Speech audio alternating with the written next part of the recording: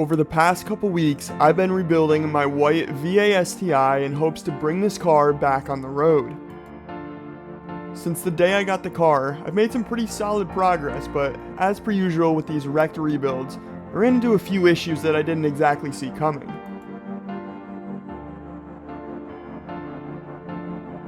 I did just receive the car back from the frame shop, but before we start jumping into the car, we need to knock out some engine work so I can get the heads off to the machine shop and they can do what they gotta do so we can get this thing together all in one piece.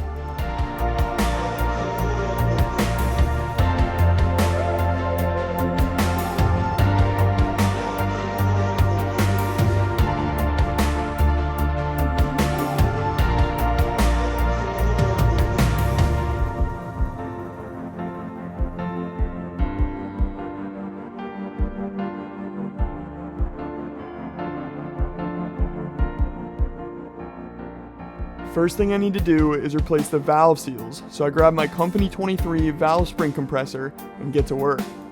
To be honest with you guys, I've never really dug in beneath the bucket in a set of heads. I've never really dealt with valves. I kind of leave that to the machine shop, but I'm going to give it a shot here. We have a new set of valve seals here, and we're going to go one at a time through all the buckets. I am going to go ahead and label them 1 through 8, just in case for whatever reason there's some confusion, but if we go one at a time, it should alleviate all of that. So let's get you on the tripod, and we'll start by just tearing one of these out, I guess. All the valve buckets are different sizes to accommodate for valve lash, so it's very important that they go back in the exact same spot.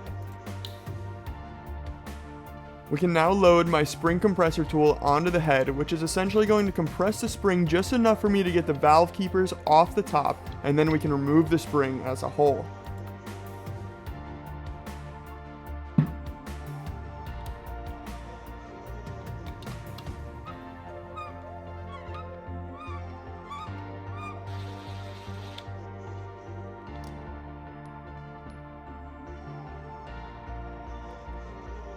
And once the spring is removed, I can pull the valve out of the bottom and then remove the valve seal from the top.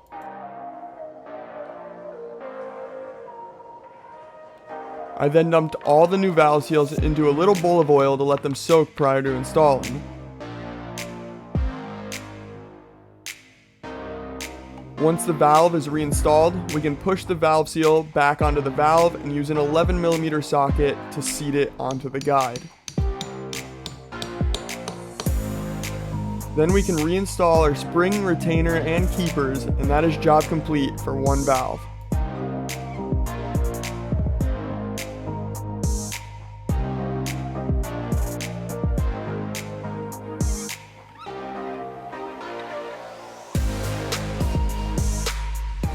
Now we can move on to number 2 of 16. I got a lot better and a lot faster as I went through these, but it is a very tedious job and you do have to take your time.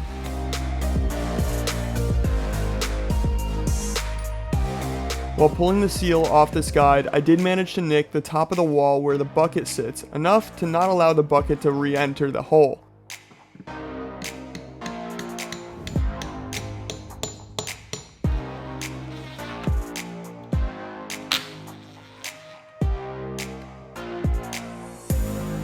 Alrighty, all valve seals on this head have been replaced, and the only one we messed up on was that second one. I kind of learned from my mistake there, and shouldn't be a big issue. I think the machine shop will be able to just file that little nick down. You can barely even see it. And then this head will be good to go. So yeah, tomorrow I will knock out that head, and then we'll drop both of these off to get surfaced and pressure checked and all of my little issues fixed. But you guys just watched the first valve work, I guess you could say, that I've done myself. Typically I leave all the head stuff to the machine shop, just easier, and they really don't charge all that much, but I wanted to give it a go, and I had all the tools to do it, so why not? I get a lot of questions on where I learned how to do all this stuff, and you really just gotta do it and learn from your mistakes. Like I said, everyone's gonna make mistakes, everyone's gonna have to backtrack here and there, but that's the only way to move forward and get better. So yeah, all is good. I am gonna go take care of the dog, and I'll pick up this video tomorrow.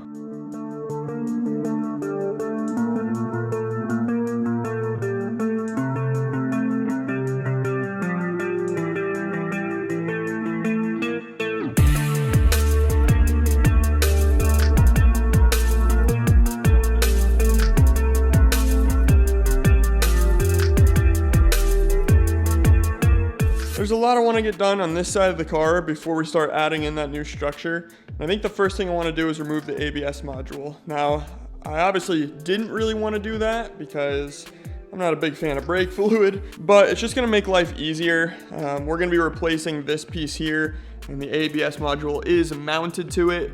So yeah, we got to take it off, one, for that reason, and two, I'm pretty sure we're going to have to weld down through here, and it's just going to be a nightmare if this is in the way.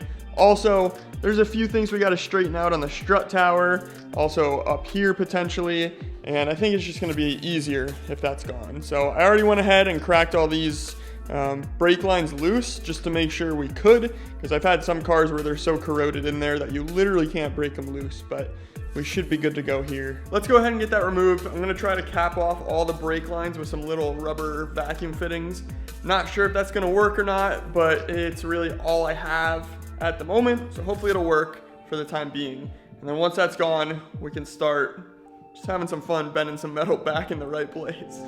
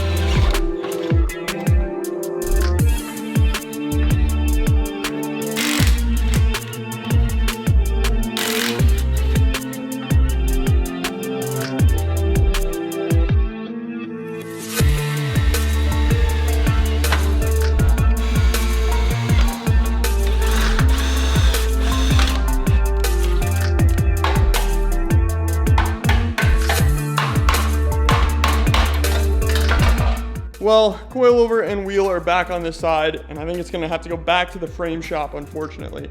Where the strut tower kind of got pushed in here, I guess I thought that for whatever reason I'd be able to pull that out myself, but definitely not. There's a big brace behind it, so I can't even like swing on this thing to try to bend it back. This is definitely gonna have to get clamped on right around here and pulled out because the whole bottom of the strut tower is kind of pushed in. It's kind of hard to tell on camera, but it's probably gonna have to come out like a good inch or so.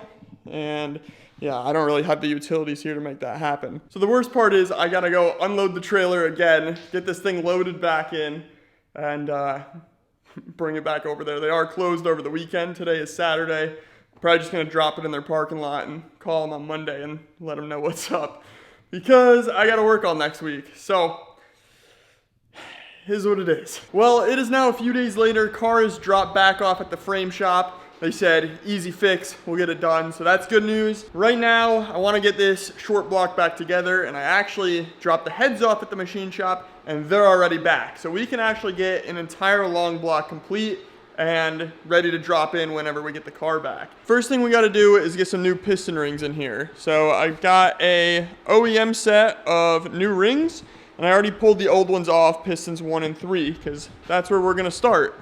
So I did go ahead and measure the top ring and the second ring, and I have those measurements right here. So my plan is to just mimic those measurements on the new rings if they're not already gapped to spec.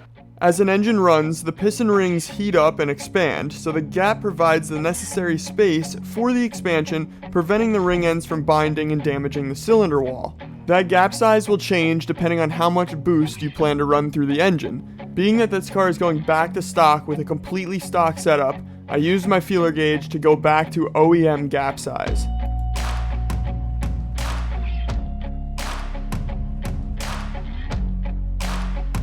Once the rings are properly gapped, we can get them installed on the pistons. One thing to note, with the oil rings, there is a tang on one of them that has to fit directly into the little dimple on the piston. Aside from that, just use your manufacturer's instructions and ensure your piston rings are facing the right direction. Next, I go ahead and clean up the bore and then apply a light layer of ATF. I do the same thing on my Company 23 piston ring compressor tool prior to installing the piston. I can then lightly tap the piston into the cylinder, and that is one hole down.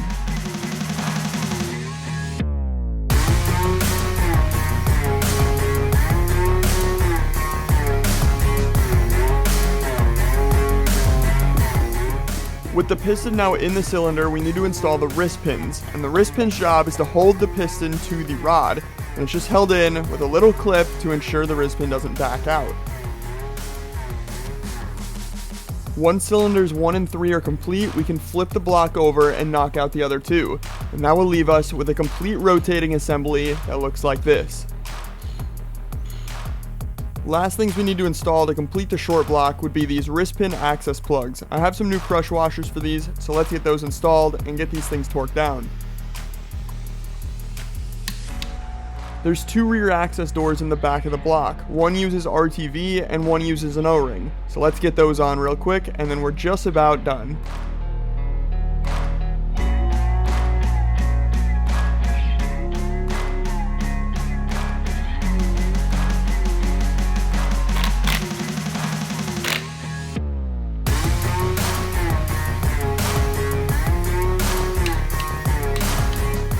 Once we allow the RTV to start to cure, we can tighten down this door and we're good to go. And just like that, the short block is complete. So we can get this thing back in the stand, start getting the heads on. And I actually just realized that I never even turned my lights on in here, so my apologies if this part of the video is a little dark. Tomorrow I'll clear a spot in the garage. As you can see, it is just a disaster in here because when I have to use my trailer to go to the frame shop, everything that I normally keep in there is now on my floor.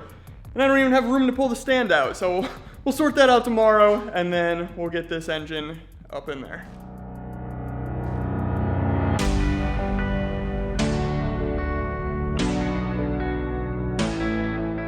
I've assembled a lot of EJ long blocks on this channel, so for this one, I'm just gonna stop talking. Let's just get this thing built.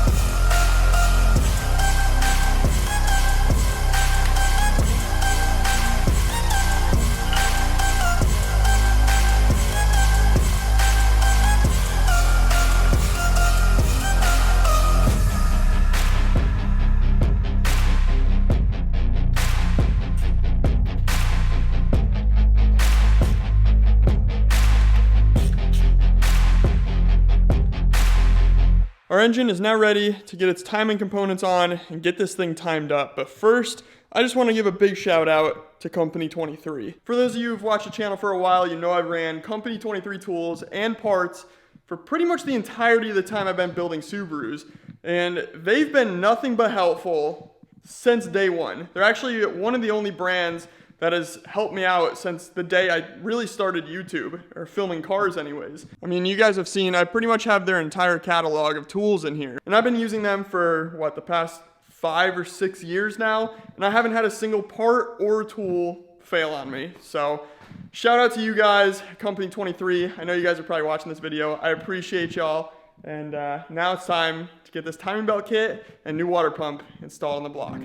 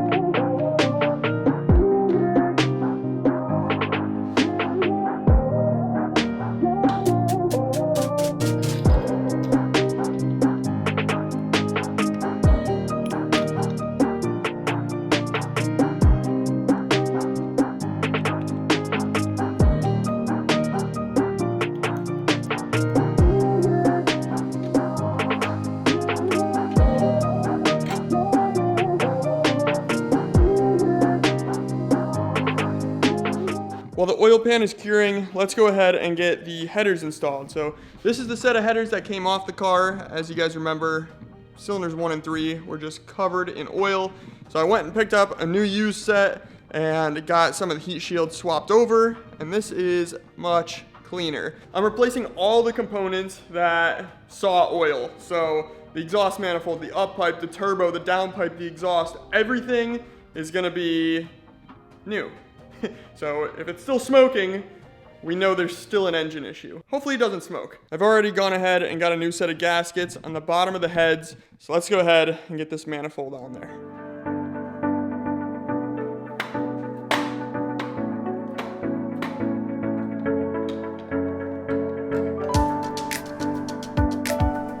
This thing is coming together. Next up, we gotta get the up pipe and the turbo on.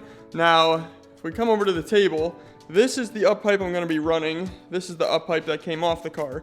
And as you can see, this one's the one filled with oil. The thing with this one is the heat shields, as per usual with these stock up pipes, the welds break. And then the heat shields start rattling around. So I am gonna go ahead and just touch this thing up a little bit, re-weld it to the flanges, and that's probably why these break. This heat shield is very thin compared to this really thick flange, so welding those two together is a bit tough.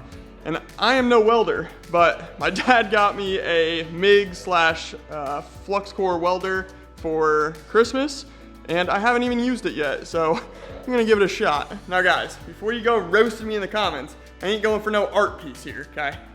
I am no welder, never claimed to be a welder, but we are gasless. I don't have any gas at the house, so it's gonna be ugly, but it's a stock up pipe. I don't need it to be pretty, so don't judge me. Let's get this thing welded up. All we gotta do is attach the metal to metal and get it installed, so let's go.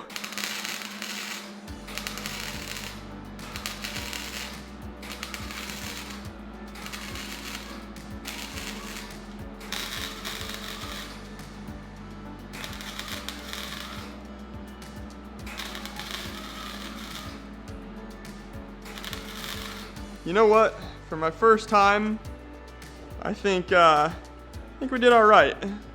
This one I kind of did like the whole double spine thing. I needed 2 welds there. These ones to the flanges were a little tough, so I kind of built it up a little bit on the thinner metal and then turned up the heat a little bit and got it onto the flange. Hopefully it holds a little bit better. But right now, I guarantee it'll last at least 2 miles, so it's already better than what we had.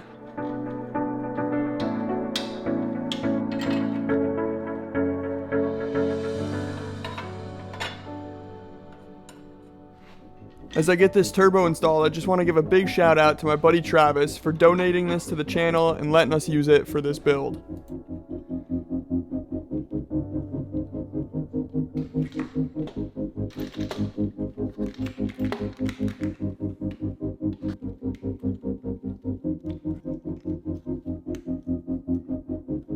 And just like that, this engine is just about ready to drop in. Now I am still waiting on some motor mounts, but I do have a new clutch, pressure plate, flywheel, throwout bearing, all that stuff inside. And yeah, other than that, the most important thing we're waiting on is the car. It is still at the frame shop. I'm not rushing them. I don't know how busy they are, how many cars they got, but I haven't heard anything from them this week. So hopefully all is going good. I'm not too worried about it. Hopefully next week we get a call and then we can get this thing dropped in. But I think I'm gonna wrap this video up right here without having the car. There's really nothing else I can do.